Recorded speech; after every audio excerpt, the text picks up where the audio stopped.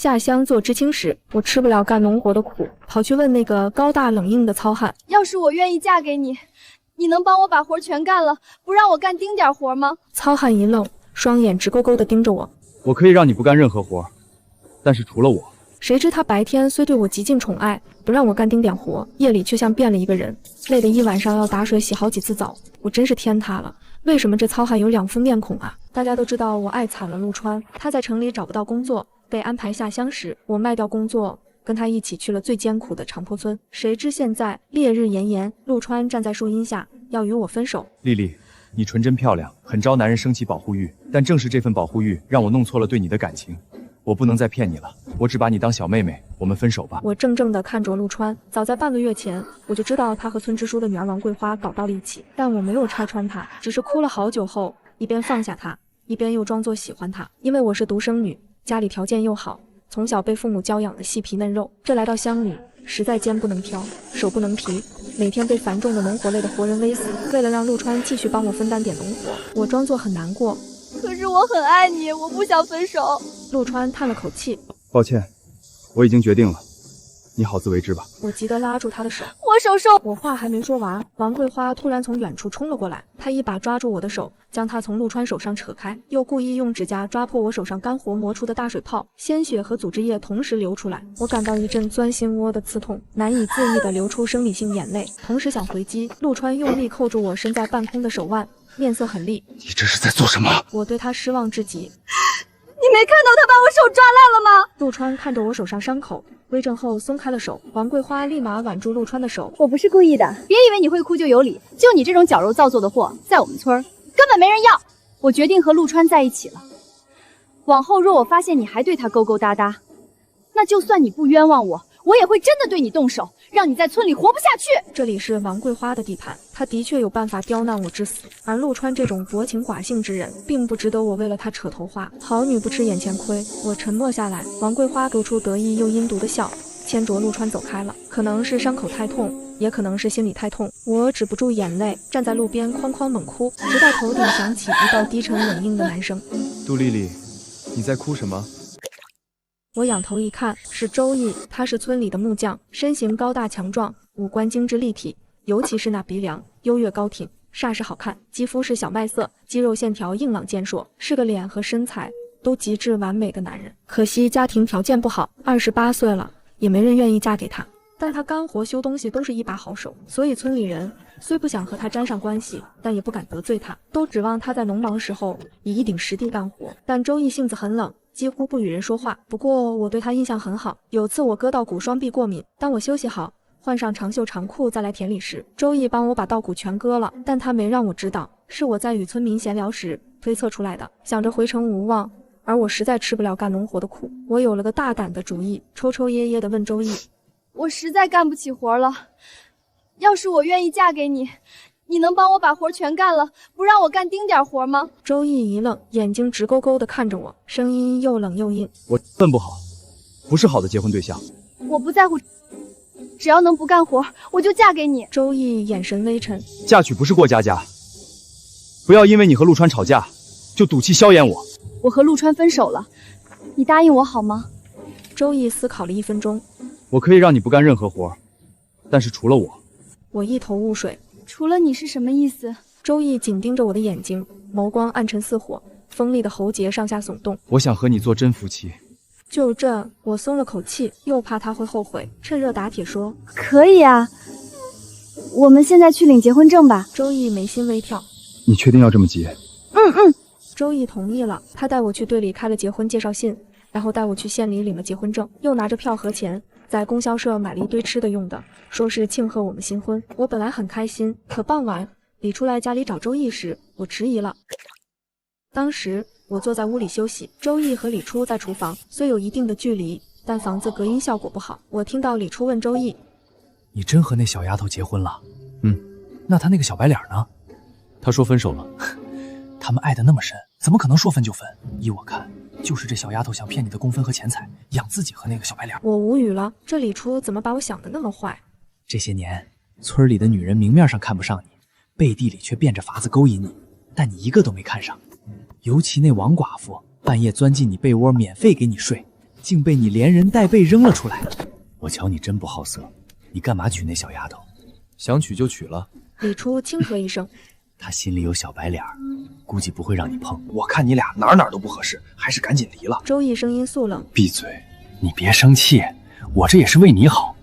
老婆本就要娶能顶半边天的，若她什么都做不得，还得像祖宗一样供你，那不成了你的负担？管好你自己，我的事不用你操心。李初讪讪一笑，没过多久就走了。我心里却无法平静。之前在城里，我长得漂亮，有正式工作，是男人眼里的香饽饽；但在乡里，我一无是处，又讲明了不想干活。周易会后悔和我结婚吗？我陷入沉思，直到周易陆续将野鸡肉、红烧肉、鸡蛋汤、小白菜、白米饭摆在我面前。真是太久没吃肉，甚至太久没吃到有水了。我望着那两肉菜眼冒光，疯狂吞咽口水。吃吧。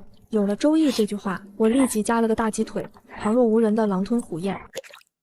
不知过了多久，我看到周易滚烫的视线直直落在我脸上，我停住嘴，惊觉自己几乎干掉了整碗野鸡肉和红烧肉，而周易只吃了一点蔬菜和蛋汤。我尴尬的要死，连忙道歉：“不好意思，我一不小心把肉都吃光了。”好在周易没有说我，反而眼里透着心疼和宠溺。本来就是给你做的，你喜欢吃，我下次还给你做。嘻嘻，他人真好。那我把我的肉票都给你。我伸手去衣服口袋里找票，没有。我这才想起，我把肉票给陆川了。事实上，我省吃俭用，每个月的票有大半都给了陆川，而陆川又拿去讨好王桂花。暂时没有，下次我再给你票。周易起身，从柜子里拿出一个布包交到我手上。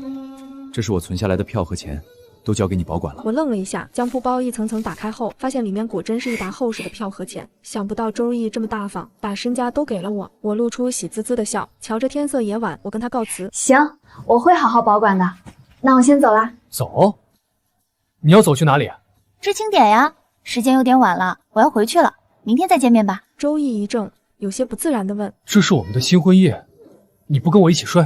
啊，那怎么行？我不要跟你睡。我还没跟男人睡过呢，但我猛地反应过来，我和周易结了婚，睡在一起也正常。可我和他不熟，睡在一起那不尴尬死了。而且我想起李初说周易体力异于常人，周易要是想跟我做点夫妻间的事，就他那3大5粗的块头，会把我压扁或者压散架吧。干，我真是慌了。我算是明白自己为了夺懒，做了多么冲动疯狂的事。周易脸色骤冷：“你不想给我碰，是你答应跟我做真夫妻，我才娶你的。”我讪讪一笑：“不好意思，我当时想的真夫妻就是领个结婚证。”周易冷嗤一声，嘴角勾起嘲讽的笑：“城里来的高知学子，不懂什么叫真夫妻。谁规定高知分子就得事事想想周全？罢了，我也不勉强。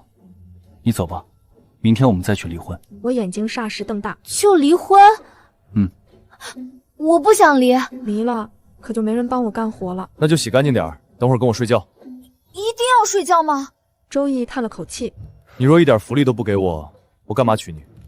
干嘛让你什么活都不干，白养着你？”他说的挺有道理，我竟无法反驳。我又仔细打量周易，他虽然皮肤黑了点，但五官异常俊美，又干活麻利，做菜可口，给钱大方，是个不错的依靠。我低声羞涩地说：“那就一起睡吧。”周易微微勾唇：“睡了就不能反悔了，你确定想好了？”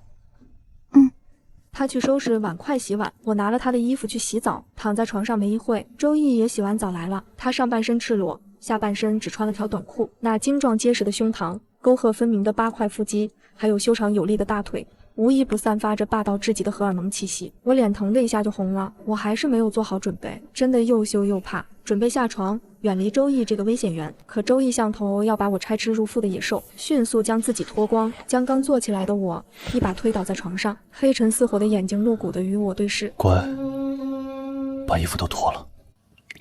我傻眼了，这是我活到19岁第一次直观一个男人的身体，我羞得满脸通红，急忙用手捂住眼睛。周易问我：“你捂住眼睛做什么？害羞了？”我艰难地轻嗯一声。周易耐心引导我：“不要害羞，我们现在是夫妻，乖，把手拿开。”周易伸手把我的手从脸上强势地拿下来。周易常年肝粗火，手上粗粝的薄茧碰到我破了皮的水泡，就像石头磨在嫩肉上，痛得我倒吸一口凉气。周易眼里闪过一丝窘迫，看着我两手大小不一的水泡问：“弄痛你了？你手怎么伤得这么严重？”我怕看到他的身体，尽量将视线固定在他眼睛上，委屈地说：“我在家连洗碗扫地这种最基本的家务活都没做过，来这里不是握锄头挖土，就是拿镰刀割草，手上水泡没断过。以后就好了，我帮你把活全干了，你就在家好好休息。周易心疼地说，我心里升起一股暖流。谢谢你。谢什么？我们是夫妻。周易目光灼灼地盯着我，他滚烫的吐息溅在我脸上，使得我的脸一阵阵发烫，就连周遭空气似乎都升温了。我又紧张了。周易哑声问：是你自己脱衣服，还是我帮你脱了？啊，一定要这样吗？我声音发抖，试着和他商量，能不能不做什么，就盖着被子睡觉？周易拒绝的干脆。不能。温热的大手突然放在我不堪一握的腰上，我身子猛地一僵。更神奇的是，他的手指仿佛带了电，每动一下，我的心跳就空那么一瞬。我接受不了这种舒服与难受并存的感觉，求饶道：你别这样，我好难受。你确定是难受？周易眼神灼灼，声音透着欲火的暗哑。我羞惧交加，一边用尽全身力气抵抗他。求求你放过我吧。杜丽丽，我们是夫妻，你别弄得我好像在强迫你。我没这个意思，我只是没做好准备。但周易好像越想越生气，绷紧下颌，黑着脸说：如果此时此刻是陆川，你一定不会拒绝他，对吧？我愣了，这关陆川什么事？周易面如寒霜地瞪我一眼，然后从我身上起开，下床走了。我不是他这什么臭脾气，明明是他把我弄哭了，他还好意思对我甩脸子，我真是委屈死了，眼泪哗啦啦地流个不停。谁知屋子外面也响起哗啦啦的声音，我用被单捂好身子，偷偷推开一点窗户，往外一看，竟是周易提了个木桶在往身上浇水，亮如白昼的月光照亮了他脸色难看的脸，也照亮了他一顶一的好身材。水珠顺着他小麦色的肌肤从胸膛往下流向腹肌，我吞了一下口水，猛地捂住眼睛，又忍不住好奇，打开一点指缝，认真欣赏。谁知周易骤然看过来，眸光森然阴郁地盯着我。救命！人生第一次偷看男人洗澡，竟然正主被当场抓包。周易不会把我当成色批吧？我急忙关好窗户，把脑袋蒙进被子里，等了好久，也不见周易再回访。他家就这一张床，但我怕他来到床上又找我做那种事，就没去找他。后来我慢慢睡着了，再睁眼，天光大亮，我穿好衣服走出屋里，刚好看到周易拿着几个鸡蛋进屋。他身上穿着一件白色工字背心，粗壮的肩膀上有几条抓痕，应该是我昨晚抵抗他时不小心抓伤了他。想起昨晚的不愉快，我脸上很不自然，而周易似乎还在生我的气，冷着脸，话也不和我说。鸡蛋放在桌子上，我心里闷闷的，但我并不觉得自己做错了事。如果他不主动理我，那我也不理他。我拿上牙刷毛巾，去院子的水缸里盛水洗漱。刚刷完牙，准备把毛巾放进水盆时，一只骨节分明的大手拿过我的毛巾，放进水盆里揉搓。是周易，以为他要用我的毛巾洗脸。我急了，伸手去抢毛巾，周易一把抓住我的手，声音肃冷：你手别沾水，免得伤口发炎。他不是生我气吗？怎么还这么好，帮我想得这么周到？我怔怔地看着他。周易把毛巾拧干水分，要擦到我脸上时又停住，硬邦邦地问了句：我帮你洗？我自己来。我手还没有严重到那个地步，但我刚接过毛巾，周易脸色倏然变冷，薄唇也紧紧抿成一条直线。难道他想给我洗脸？还是你帮我洗吧，我手痛。我把毛巾交给周易，但看着他那双充满力量的大手，我又嘱咐他：你轻一点，我怕痛。周易一怔，冷着脸叹息说：这也怕痛，那也怕痛，你可真是个小祖宗。不是吧，明明是他自己力气太大，他怎么好意思反过来讲我？不过看在他手上动作格外轻柔的份上，我也懒得和他争辩了。洗漱吃完早饭后，周易出去上工了，他嘱咐在我家里休息。但我干坐了2个小时后，想起自己的衣服被子都在知青点，决定去把东西搬过来。谁知我刚走进知青点，就看到陆川和王桂花从凳子上起身，神色各异地向我走来。陆川想和我说话，王桂花急忙拉住他的手，似嘲似笑地先他开口。我就说他昨晚只是故意躲起来吓你，这不见你没去找他，他觉得无趣，又自己回来了。我神经，我懒得搭理他们俩，径直往屋里走。陆川叫住我：杜丽丽，我有话和你说。我停下脚步看陆川，陆川对着王桂花交代几句后，王桂花竟然乖乖走了。我有些好奇，想听听陆川到底想说什么。陆川确定四下无人后，低声对我说：丽丽，对不起，我昨天不是真心和你分手的，实在是那王桂花逼得紧，但我心里爱的人只有你，你别再做这种夜不归宿让我担心的傻事了。爱我冷眼觑着他，你以后别跟我讲话，我听着恶心。陆川急了：丽丽，你相信我，那王桂花凶巴巴的，比你提鞋都不配，我怎么可能要她不要你？我冷笑出声：那你为什么要跟她在一起？陆川又压低了几分声音：我俩都不是干农活的料，在一起连饭都吃不饱。王桂花她爸是村支书，可以帮我安排个工分高，有轻松的活，以后说不定还能推荐我去读工农兵大学。我是想假装与你分手，再通过王桂花谋个好前程，更好的养活你。我惊呆了，你变心就变心，别说什么为了我。陆川好言好语的哄着我没变心，我只爱你。等以后离开这里，我会立马和他分手，然后和你结婚。我从前到底给了他多少自信，竟让他觉得我非他不可。但现在我需要你帮个忙，你能不能再给我一点钱，还有给我一点布票和一张缝纫机券，一张自行车券。我想先和王桂花订婚，稳住他们一家。我真是庆幸自己没有相信他刚刚说只爱我的鬼话，因为我发现他讲半天，最终目的就是为了骗我的钱和票。我素来不是小气的人，和他分手也没想过找他要回从前给他的东西，但他此刻的无耻真的恶心死我了。我决心拿回最值钱的礼物。行啊，不过你得先把我之前送你的手表和收音机还给我。陆川面露难色，那些都在王桂花那里，他估计不会再给我。那你想想办法呀。我拿出周易给我的布包，将票和钱展示出来，又扯出一抹甜甜的微笑，诱骗陆川，你知道我超爱你的，只要你把东西给我，我就把这些分你一半，缝纫机和自行车券我也会帮你解决。我刚说完，就见陆川惊讶地看向我身后，我疑惑地回头，看到周易站在知青点门外，用森寒冰冷的眼神死死盯着我。我愣了一下，又很快反应过来，周易这是听到了我刚刚的话，以为我深爱陆川，还要把他的票和钱拿去养陆川。我心跳猛地慌乱了几拍。若周易此时说出我们结了婚，陆川就会知道我刚刚的话都是骗他，不会还给我手表和收音机。我决定先把周易打发走，急忙把布包收进衣服口袋，走到周易跟前说，你不许说话，你先回家，我晚点跟你解释。周易一动不动，沉默地看着我，眼神越发冰冷刺骨。陆川越看越困惑，也走过来问我，他来找你的，他怎么用这种眼神看你？他欺负你了？我摇头，没有。但陆川似乎不信，用审视的目光看着周易。周易立马回盯着陆川。周易个子比陆川高，体型比陆川壮硕，脖梗，手臂迸发的青筋野性又张狂，极具侵略感。看陆川的眼神更是充满了居高临下的压迫感和杀气。我心里一惊，陆川这种渣男，死不死的我都无所谓了，但周易本就条件不好，若是惹上人命纠纷，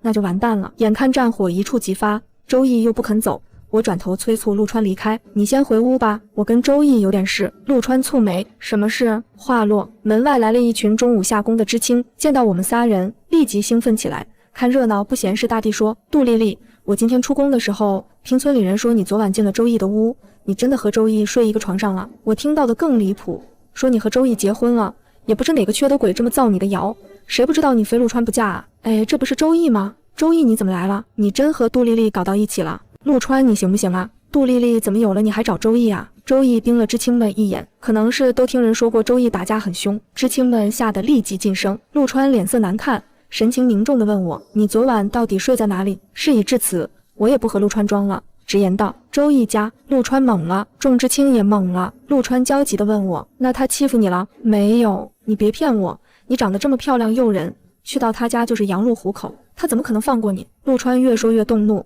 抬眼看向周易，在看到周易肩膀上的抓痕时，眼眶猛地红了，睚眦欲裂地吼周易，你真欺负他了，你他妈这是强奸，我一定送你去吃枪子儿。周易勾了下唇，气定神闲地看着我和陆川，眼神似嘲似笑。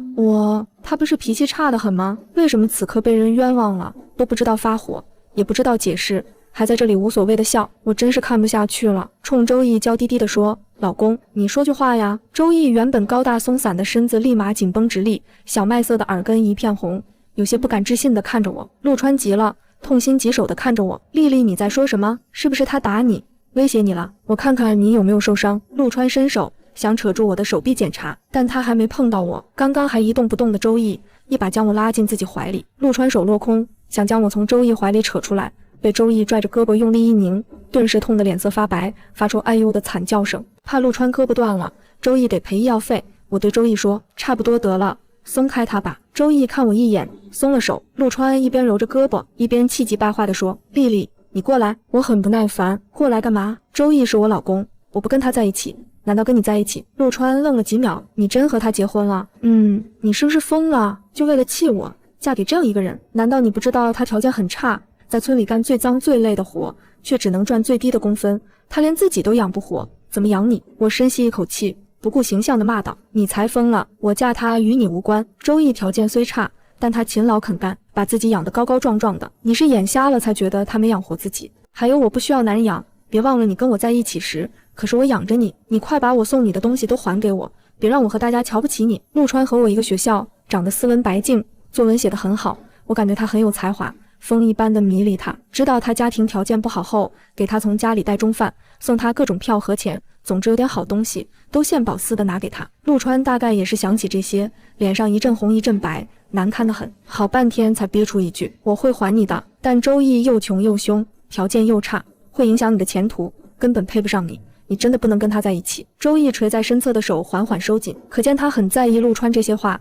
但又觉得陆川说的对，所以他无言反驳。我伸手握住周易的手，冲陆川嚣张地说，周易配得上我，他配我800个来回带转弯，不像你小白脸软饭男，谈个恋爱还要我养着你。周易干燥宽大的手掌轻轻包裹住我的小手，微微勾了勾唇。陆川气得直翻白眼，挑拨周易说，你得意什么？这10里8乡的人，谁不知道丽丽爱我爱的连工作都卖掉了？他现在说这些都只是因为我甩了他，所以拿你气我，想让我吃醋重新追回他。只要我和他在一起，他就会立马甩了你。周易不怒反笑，双眸似黑曜石一般晶亮逼人，直勾勾地盯着我。我爱丽丽，我尊重和配合她所有的决定。我惊讶地忘记了眨眼。周易爱我，他真的爱我吗？虽然不确定他这话的真假，但我听了心中一片柔软。陆川仿佛一拳打在棉花上，气得不行，丢下一句那我们拭目以待就走了。看戏的知青也陆陆续续进了屋，只剩我和周易还站在院门口。我冲周易说，你帮我进去整理下东西，我搬去和你一起住。周易犹豫了一会说，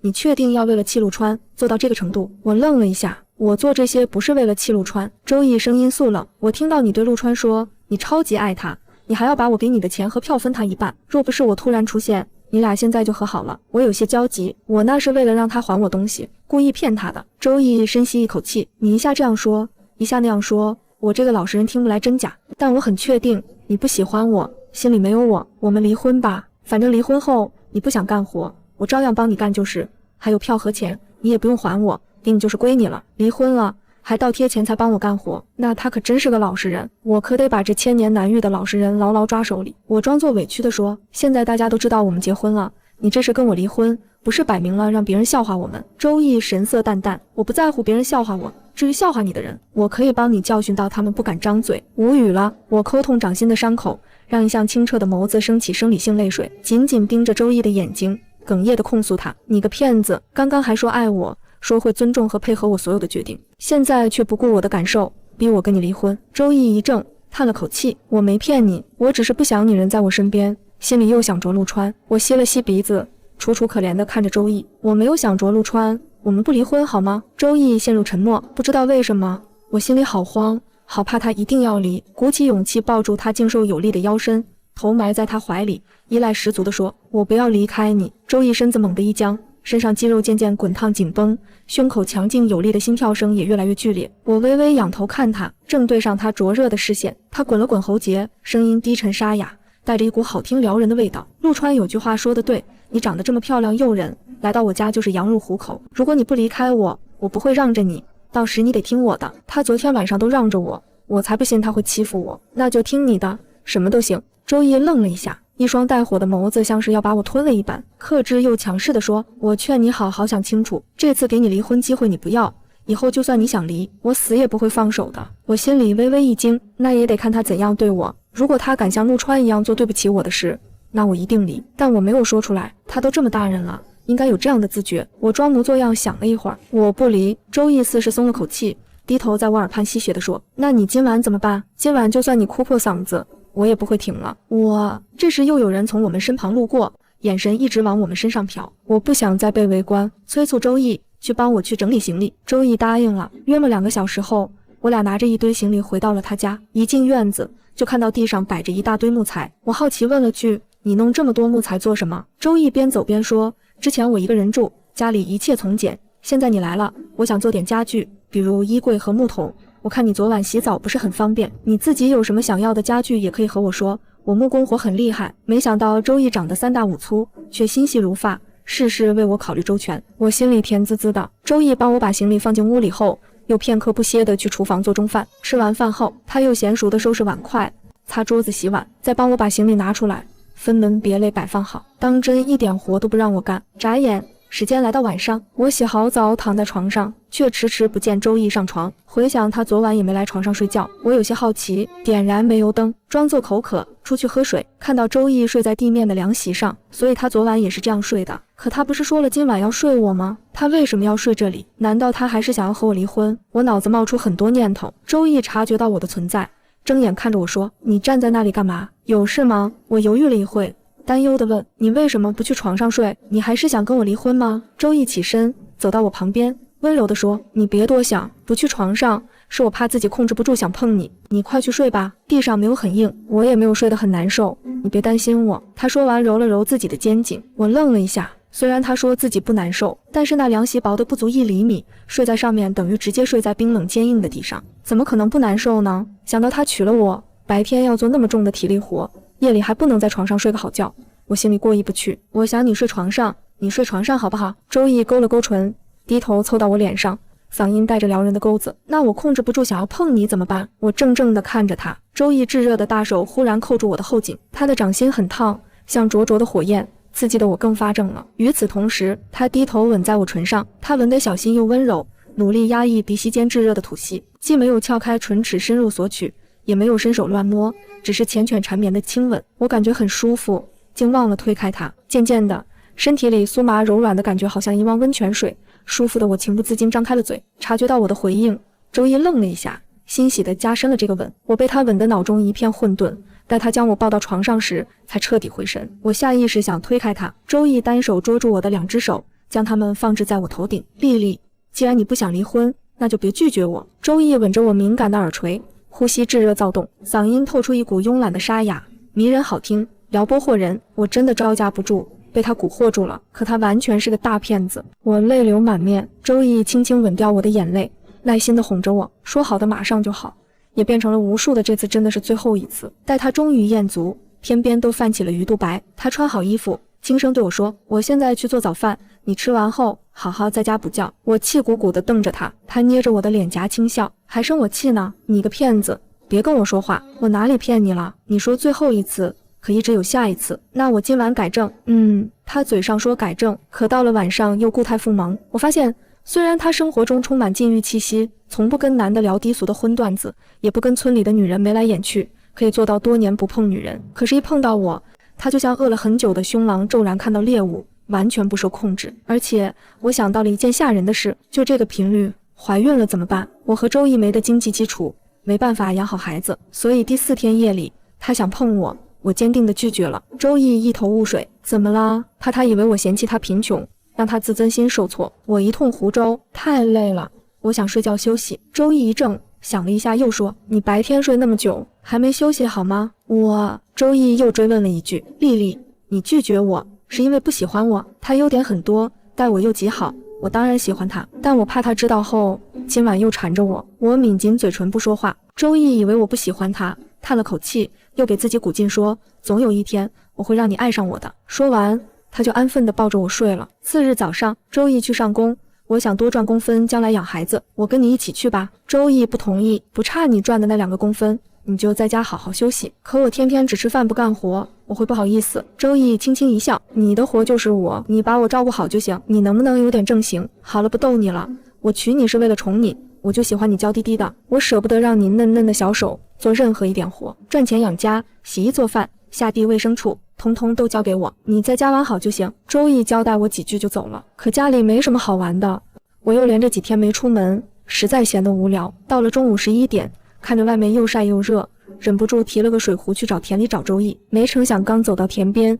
就碰上了站在那里抽烟的陆川。我以前有给陆川送水的习惯，所以陆川误会了，走上来欣喜地看着我：“丽丽，你来给我送水了，我就知道你放不下我。”我着实无语，但看到从他身后走来对我眼神凶狠的王桂花时，我又对他换上了笑脸。你那天说王桂花凶巴巴的，你一点也不爱她，等他爸爸为你安排好前程后，你会和他分手，然后娶我，是真的吗？陆川朝左右两边看了一眼，又往身后看了一眼，在确认四下无人时，肯定地说：“是真的，你别生我气了，跟周易离婚，跟我和好，好不好？”那王桂花怎么办呢？我明面上跟他谈，私下里跟你谈，我们不告诉别人就行了。我忍不住笑出声，可是王桂花已经知道了。陆川神色一变，什么意思？你转身向后看看。陆川慌张地转身，就见刚刚在他转身向后看时，躲进稻草堆后的王桂花，此刻面色阴沉地盯着他。陆川声音发抖：“桂花，你听我解释。”“解释你妈！”王桂花可真是个暴脾气，说完就冲上去，双手在陆川脸上一通乱抓。等陆川反应过来，钳住他的双手时，英俊白皙的脸上已经留下数条又长又深的指痕，并不停流血，看着触目惊心。王桂花还不解气，又抬腿朝陆川裤裆踢去。陆川啊的一声松开王桂花，自己弓着身子捂着裤裆，五官都痛得皱成一团。王桂花狠狠骂道：“就你也敢骗老娘？以后离我远一点，不然我见你一次打你一次！”我幸灾乐祸地嗤笑出声。王桂花瞪我一眼：“有这么好笑吗？”我如实地说：“有啊。”王桂花冲我翻了个白眼：“看你刚才故意让我听到这些，看清他真面目的份上，我不跟你计较，但你也别得意，陆川也不爱你，他跟我说跟你在一起是为了你的钱，是觉得你单纯好骗。”“哦，好的。”王桂花收回视线，又在陆川身上踹了2脚后，大步走开了。我也准备走，陆川哀声喊住我：“丽丽，别走，我真的知道错了，你再给我一次机会好不好？”我讽刺他：“怎么又想骗我的钱？你别信王桂花的，我那是骗他的，我是发自内心喜欢你。其实和你分手那天我就后悔了，求求你再给我一次机会，我一定会让你幸福。”我忍不住笑了下：“瞧瞧你这狼狈的样，你连自己都养不好，还怎么让我幸福？”陆川脸上难堪，还有说好把东西都还给我的，你怎么没来还给我呢？我没想逼，把陆川往绝路上逼，叹气说：“算了，知道你还不出，不用你还了，你以后好自为之。”我转身往前走，陆川突然跑上来拦住我，神色悲痛又不甘心：“你之前那么爱我，为什么说不爱就不爱了？因为看清了你，发现你不值得我爱，所以你铁了心不要我，要跟周易在一起。”“是的。”陆川大声吼道：“我不信，你跟周易才认识几天，你凭什么要他不要我？难道是你跟他睡了，你觉得爽，你就喜欢上他不要我了？好无语。不过若能让他死心不纠缠我，顺着他的话说也没什么。是的，周易让我觉得很爽，我很喜欢他。”陆川有些癫狂：“那你试试我，我也能让你爽，我会做得比周易更好。”“有病，你以后离我远一点。”我说完要走，陆川突然神色激动，伸手扣住我的后脑勺，想吻我，好恶心，尤其他脸上刺鼻的血腥味，冲得我直作呕。我用尽力气推他，突然一只强有力的大手捉住陆川放在我后脑勺的手，用力一拧，咔嚓，是骨头断裂的声音。我吓得啊了一声，抬头一看是周易，他杀气腾腾地盯着陆川，又用一个过肩摔将陆川狠狠摔在地上。陆川疼得哎呦惨叫，躺在地上动弹不得。“再敢骚扰我老婆，我要你的命！”周易厉声警告陆川，又扶住我的肩膀，仔细打量我：“他有没有伤到你？”“没有。”“那就好，你怎么到田边来了？我来给你送水。”周易看了我背在身上的水壶，露出开心至极的笑容，热烈又深情地说：“谢谢老婆，我好爱你。”我听着心里一片柔软。周易又低头，目光灼灼地看着我：“刚刚你说我让你很爽，你很喜欢我，是不是真的？”“是真的。”周易欣喜至极，过了一会又问：“那你昨晚为什么拒绝我？”“我怕怀孕。”“那就怀孕啊。”周易低声在我耳边说：“我虽然条件不好，但我能力很强，我一定能养好你和孩子，相信我。”我点了点头。周易牵着我的手回家，陆川还在身后喊我的名字，但我没再回头看陆川。我这个人很现实，谁真心爱我，我就真心爱谁。眼下要做的就是爱好周易。